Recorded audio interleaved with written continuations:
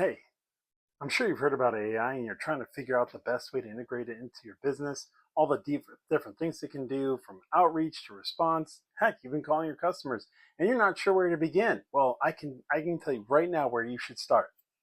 No. What I mean is over the next few minutes, I'm going to explain how best to use AI for your business if you're going down that route and how most likely you're using it completely and horribly wrong and need to stop immediately.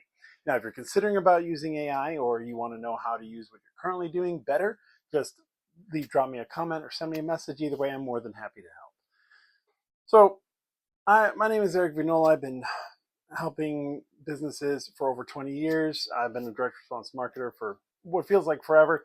And I love helping businesses such as yourself, whether you're large or small, grow more profit, increase more revenue. And I've done that fairly well. Anyway, so most people in the business, they have something they're trying to tackle. This could be ad creation, could be responding to clients, could be responding to comments, such as things like ManyChat or anything else. And you're looking at using AI to sort of fix this for you. You plug it in and it does all that stuff for you. All of the benefits of a person without actually having to be a person or the costs associated with it. However, this is not a very good idea. You can see from examples such as the Ford case where they integrated an AI chatbot into their customer service side on their website thinking, oh, people can just chat with the robot instead of a person. And then it told them that it would sell them a truck for $1. Yeah. Now, are there ways to get around this? Sure. But how did something like this even happen in the first place? And a lot of this comes down to not realizing what you're doing and then hoping AI can just fix it for you. I've seen a lot of things where people are like, I need to write a blog. Well, I won't write it. I'll just tell AI to write a blog. Oh, I need to create an email. I'll just tell AI to create an email. Oh, I need a glass of milk. I'll just tell AI to go milk a cow, process it, stick it in my gallon and pour it in my milk and pour it down my throat. You need to slow down, okay? I realize I'm being a little facetious, but what you want to do is you really want to outline any task you have. You want to think of AI as an employee in a lot of respects. And if you can't clearly define what the job is or what success looks like in that job, AI is not going to do a good job.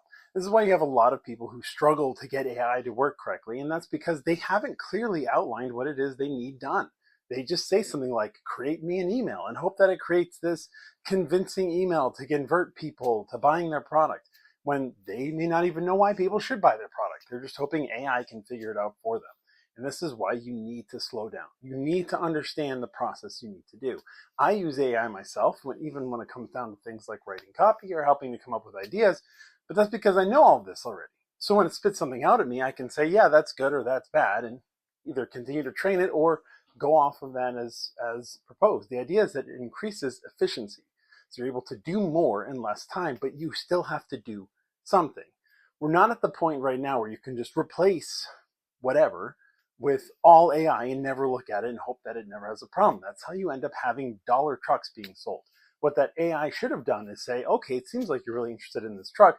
Let me get you in touch with a person who can help facilitate that for you.